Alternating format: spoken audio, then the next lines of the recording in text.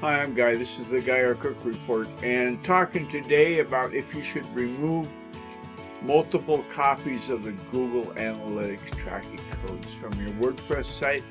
Well, if you install the new plugin from Monster Insights that enables Google Analytics, then you might be running the risk of double tracking your traffic.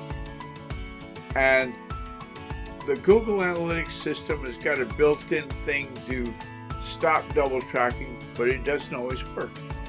So if you go to the show notes, theguyOurCookReport.podbean.com, you can see all about it, and the link is there on how to check if the tracking code is installed twice and you are double tracking your website.